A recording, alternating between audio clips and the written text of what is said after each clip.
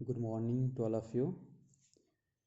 आज हम लोग पढ़ेंगे 3.2 जो है गद्य शिक्षण की अर्थबोध, व्याख्या, विश्लेषण और संयुक्त विधि का परिचय और इनकी समीक्षा। यानी कि गद्य शिक्षण की जो विधियां हैं, आपको 4 विधियां पढ़नी हैं: अर्थबोध विधि, व्याख्या विधि, विश्लेषण विधि और संयुक्त विधि। इनका हमें पढ़ना है परिचय और इनकी हमें समीक्षा, यानी क्या इनके गुण और क्या इनके दोष हैं, वो हमें 3.2 में पढ़ना है। तो एक एक विधि को हम शुरू करते हैं। पहला है अर्थबोध विधि। तो जैसे नाम से ही लग रहा है, आपको पता चल रहा है कि क्या है इस विधि को, हम क्या कह सकते हैं, कौन सी विधि है वो। अर्थबोध यानी कि अर्थ का बोध कराना, तो वो हो गया कि अर्थबोध विधि। तो अगर इसको परिभाषित करने के लिए कहा जाए कि अर्थबोध विधि को परिभाषित करिए, तो आप लिख सकते हैं कि अर्थबोध विधि हिंदी गद्य शिक्षण की वह विधि है जिसके अंतर्गत विद्यार्थियों को पढ़ाए जाने वाले गद्य का केवल अर्थ का बोध कराया जाता है। वो हो गया अर्थबोध विधि। यानी कहने का मतलब क्या कि मान लीजिए हम विद्यार्थी कोई कहानी पढ़ा रहे हो या कोई निबंध बता रहे हो, कोई एकांकी बता रहे हो, जितनी भी गद्य की विधाएं हैं वो आप पढ़ा रहे हैं। तो अगर हम केवल उसको पढ़ा के और हम उस बेसिकली क्या करते हैं, उसको अर्थ बता देते हैं। जैसे कोई भी आप कहानी पढ़ा रहे हैं, जो कफन की कहानी पढ़ा रहे हो वो, तो कफन कहानी अगर आपको पढ़ाना है तो आप क्लास में गए और विद्यार्थियों को कफन कहानी का क्या एक अर्थ है वो आप बता दिया कि कफन कहानी में क्या होता है। यानी कहा जाए कि एक एक शॉर्ट में, एक संक्षेप में एक समरी बता दिया, कि उसका अर्थ बता दिया कि है क्या ये कफन कहानी। हाँ, इन दो लोगों की कहानी है, इस तरह से हुआ, फिर मर गई उनकी पत्नी, तो फिर कफन के लिए, यानी जो भी एक हमें संक्षेप में बता देंगे, तो वो हो जाता है अर्थबोध विधि। यानी उसमें हम ना कोई शब्द का अर्थ बताते हैं, ना कोई आपको क्या कहा जाए उसको, ना कोई उदाहरण बताते हैं। केवल उस कहानी का या उस गद्य का आप बच्चों को अर्थ बता देते हैं, तो उसको कहते हैं अर्थबोध विधि। तो ये हो गया अर्थबोध। नाम से स्पष्ट है, अर्थबोध यानी कि हिंदी गद्य शिक्षण की वह विधि जिसमें हम विद्यार्थियों को केवल अर्थ का बोध करा देते हैं, हो जाता है अर्थबोध विधि। तो ये तो हो गया परिचय। अब दूसरा, इसके साथ साथ हम समीक्षा भी करते जाते हैं। क्या होगा इसका, इसका फ़ायदा क्या होगा और इसका नुकसान क्या होगा। तो फ़ायदा तो ये है कि हाँ, विद्यार्थियों को एक संक्षेप रूप में आपको पता चल जाता है कि हाँ, इस पाठ में जो 10 या 15 पेज का है उसमें है क्या, वो इसके लाभ हो गए वो, कि हमें तुरंत पता चल जाए कि हाँ, 15 पेज में जो पढ़ाया गया उसमें क्या कहा गया हो। दूसरा इसका बेनिफिट, ये फ़ायदा ये हो गया कि संक्षेप में हमें उस गद्य का मूल भाव पता चल जाता है, इसका मूल भाव क्या है वो। तीसरा इसका क्या फ़ायदा हो गया कि यह उच्च कक्षा के लिए उपयोगी है। जैसे मैं खासतौर से हम आप लोग, जब आप लोग के लेवल का जब बात होती है, तो हम एक एक आपको एक एक लाइन नहीं बताते हैं, वो हम लोग उसी पे एक संक्षेप में एक चर्चा कर लेते हैं, बता देते हैं, तो वो अर्थबोध विधि ही हो गया वो। तो ये तो हो गया इसका कुछ फ़ायदा। अब इसका अब हमें कमी क्या होगी। कमी तो यही होगी कि एक तो ये जो कि निम्न स्तर के बच्चों के लिए लाभदायक नहीं है, यानी कि जो प्राथमिक कक्षा में पढ़ने वाले बच्चे हैं उनके लिए फ़ायदेमंद नहीं है। दूसरा हो गया कि इसमें शब्दों का अर्थ और हिंदी भाषा के विभिन्न जैसे कहा जाए कि अलंकार, संधि विच्छेद, उसका पता नहीं चल पाता है वो। तो ये इसका हो गया कि इसके कमी हो गई, यानी कि इसके दोष हो गए वो। तो ये आप कह सकते हैं अर्थबोध विधि बता सकते हैं उसकी यार कमियां और दोष क्या क्या, इसकी क्या कमी है और क्या इसका। इसमें और आप जोड़ सकते हैं कि जैसे कि विद्यार्थियों को पठन कौशल विकसित नहीं हो पाता है, क्योंकि इसमें क्या होता है कि इसमें हम पढ़ने का मौका बच्चों को नहीं देते हैं। हम जाते हैं क्लास में और उसका हम जो पढ़ाना है उसका अर्थ बता देते हैं वो, तो वो पठन कौशल विकसित नहीं हो पाता है। तो इसीलिए इसको कहा जाता है कि ये निम्न स्तर के विद्यार्थियों के लिए, यानी प्राथमिक स्तर के विद्यार्थियों के लिए उपयोगी नहीं है। तो ये तो हो गया आपका अर्थबोध विधि। इसका परिभाषा दीजिए और इसकी क्या गुण है, क्या दोष है, वो इसकी समीक्षा हो गई। अब हम आते हैं दूसरा, व्याख्या विधि। व्याख्या नाम से ही लग रहा है कि व्याख्या क्या है। व्याख्या ये जो ज़्यादातर पढ़ाने जो जाते हैं और क्लासेस में पढ़ाई जाती है वो इसी विधि का ज़्यादातर प्रयोग होता है। और आप भी जब टीचिंग करने जाएंगे नेक्स्ट सेमेस्टर में तो आप भी ज़्यादातर इसके विधि का ही प्रयोग करते हैं। तो व्याख्या विधि है क्या कि इसकी जब परिभाषा देखा है कि व्याख्या विधि हिंदी गद्य शिक्षण की वह विधि है जिसमें शिक्षक प्रस्तुत गद्य खंड या अनुच्छेद को पढ़ता हुआ एक एक शब्द के अर्थ को स्पष्ट करता है तथा कठिन शब्दों को बताता है, उस पाठ में आए संधि विच्छेद अलंकार को बताता है और अंत में उस पाठ का सारांश बताता है। तो ये हो गया व्याख्या विधि का परिभाषा कि व्याख्या विधि कहते किसे हैं वो। तो अगर आप हम संक्षेप में कहें व्याख्या विधि का परिभाषा तो आप कह सकते हैं कि व्याख्या विधि वह विधि है जिसमें शिक्षक दिए गए गद्य को पढ़ते हुए उसके एक एक शब्दों का अर्थ बताते हुए विद्यार्थियों को पढ़ाता है, वही हो गया व्याख्या विधि। इस विधि में हम अगर कहें तो संधि विच्छेद आ गया, अलंकार आ गया, विलोम शब्द आ गया, पर्यायवाची आ गया, उस सबको हम बताते हैं। तो ये तो हो गया व्याख्या विधि की परिभाषा। अब हम इसके गुण और दोष की बात करते हैं क्योंकि आपको समीक्षा भी करनी है। तो व्याख्या विधि के क्या गुण हो जाएंगे? तो पहला गुण तो यही हो जाएगा कि इससे बच्चों को शब्द का क्या कहेंगे शब्दों का अर्थ पता चलता है वो। दूसरा हो जाए कि नए शब्दों का ज्ञान हो जाता है। तीसरा फायदा हो जाता है कि उस पाठ में आए विभिन्न विलोम शब्द पर्यायवाची अलंकार का उसको पता चल जाता है।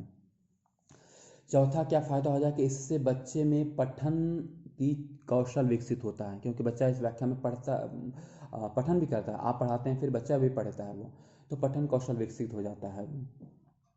और क्या फ़ायदा होगा इससे बच्चों को एक सारांश भी मिल जाता है तो बच्चे पूरे पाठ को क्या है उसको हम एक संक्षेप में भी समझ जाते हैं वो।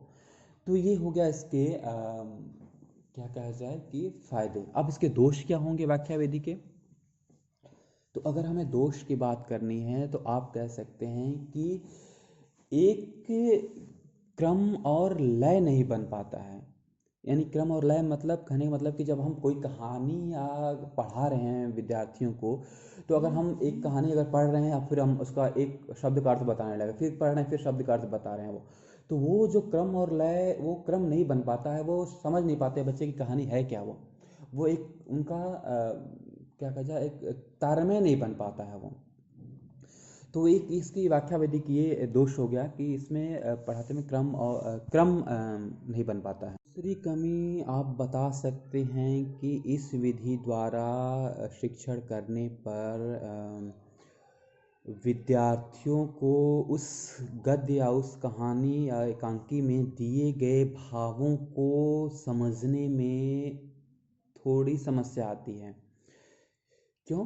क्योंकि जब हम पढ़ाते हैं, जब हम एक लय में पढ़ाते हैं, एक सुर में पढ़ाए जाते हैं, एक क्रम में पढ़ाए जाते हैं बिना अवरोध के, तो क्या होता है कि हम उस कहानी या उस गद्य में क्या भाव है वो जब शिक्षक पढ़ता है तो उसको स्पष्ट पता चलता है।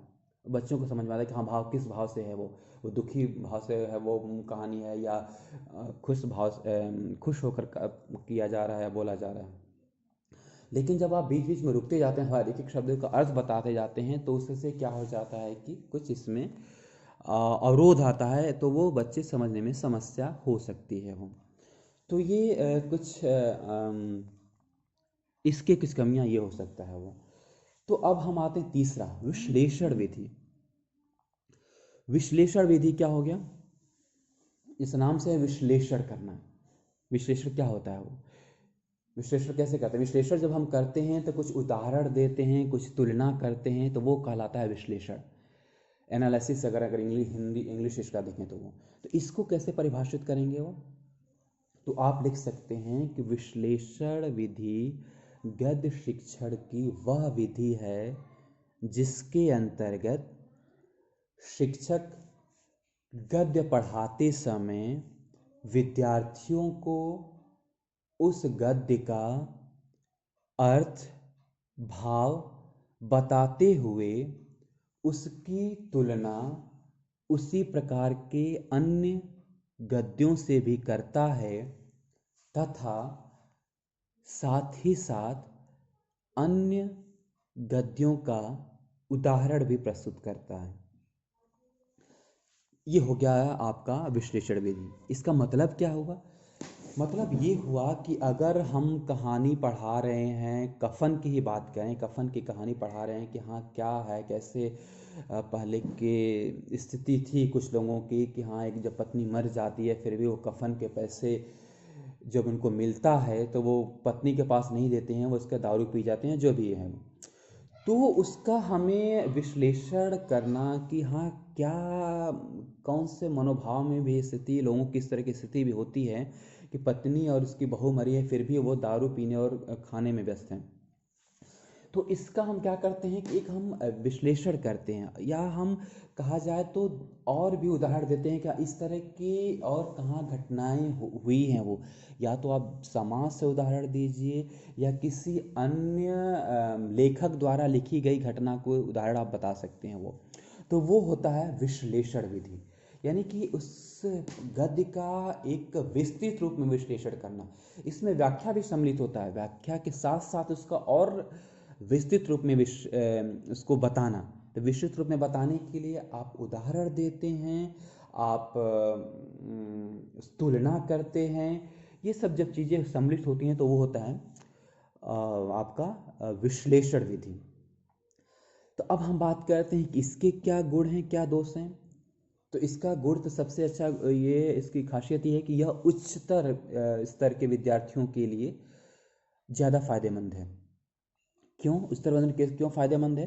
क्योंकि जब हम खासतौर से जब आप पीजी करते हैं या यूजी करते हैं वो, तो आप लोगों को जब हम तुलना करके जब बताया जाता है तो वो बड़े फायदेमंद होता है कि हाँ समझ जाते हैं कि जब प्रेमचंद्र जी ने ये बात कही है उसी प्रकार से अन्य उस काल के कवियों ने क्या कहा था इस बारे में, इस मनोविज्ञान के बारे में या बच्चे के भावों के बारे में क्या कहा था वो। तो वो तुलना आपको स्पष्ट हो जाती है कि क्या उस युग के कवि कह रहे हैं।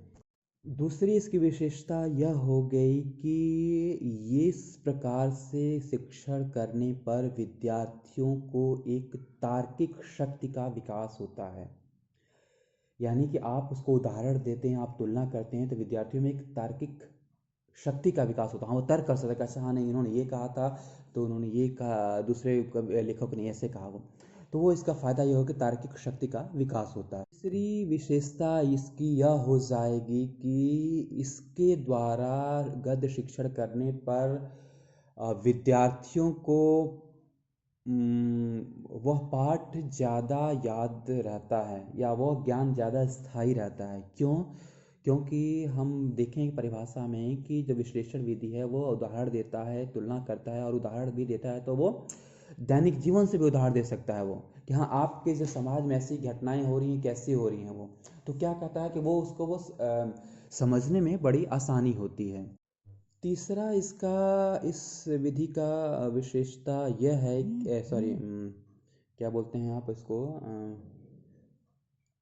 हाँ गुण यह है कि इससे शिक्षण करने पर विद्यार्थियों में समालोचना की प्रवृत्ति बढ़ती है। समालोचना क्या होता है? आलोचना और समालोचना। कहा जाता है कि आलोचना जो है कि एक जब हम करते हैं तो वो हम निगेटिव रूप में नहीं लेना चाहिए। समालोचना जब हम करते हैं तो उसको क्या अच्छाइयाँ हैं क्या उसकी बुराइयाँ दोनों लिया जाता है वो, तो वो होता है समालोचना।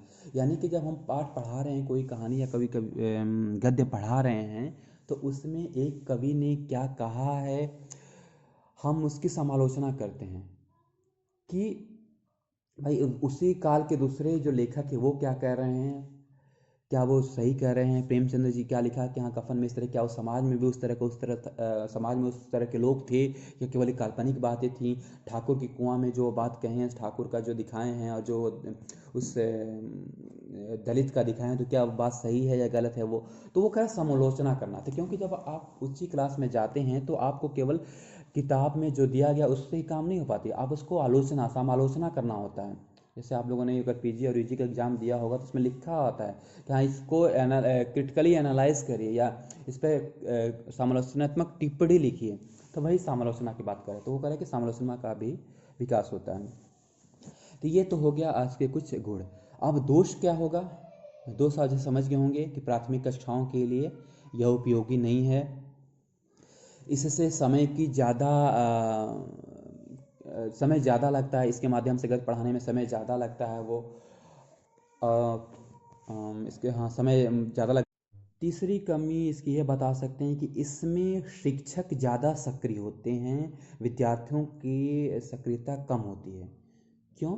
क्योंकि जब शिक्षक इसको बताता है, इसको एनालिसिस करता है तो वो ज़्यादा वही उदाहरण देता है, वही तुलना करता है और फिर इनके बच्चों की कम हो जाती है। तो ये कुछ इसकी कमियां लिख सकते हैं। तो ये तो हो गया आपका विश्लेषणात्मक विश्लेषण विधि। अब लास्ट आता है संयुक्त विधि। संयुक्त विधि क्या है? इस नाम से लग रहा है कि संयुक्त, तो इसको कैसे परिभाषित करेंगे? तो संयुक्त विधि हिंदी गद्य शिक्षण की वह विधि है जिसके अंतर्गत हिंदी गद्य की विभिन्न विधियों को सम्मिलित किया जाता है, जैसे अर्थबोध विधि, व्याख्या विधि, विश्लेषण विधि इत्यादि। तो ये तो हो गया संयुक्त विधि। क्या मतलब इसका निकला? यानी कि ये कह रहा है कि कोई भी एक विधि परफेक्ट नहीं है। जैसे कि आप देख चुके हैं सभी विधियों में गुण और दोष है वो, तो हम नहीं कह सकते कि हाँ अर्थबोध विधि से हम बच्चों को पढ़ाएंगे, व्याख्या से नहीं पढ़ाएंगे। आप ये भी नहीं कह सकते कि नहीं नहीं हम व्याख्या से पढ़ाएंगे, विश्लेषण से नहीं पढ़ाएंगे। या आप ये कह सकते नहीं हम विश्लेषण से नहीं देंगे, हम केवल अर्थबोध से करेंगे। वो हमने पढ़ा कि विश्लेषण विधि जो है कि प्राथमिक स्तर के लिए ज़्यादा उपयोगी नहीं है, ये हमने लिखा था आपके इसमें दोष में।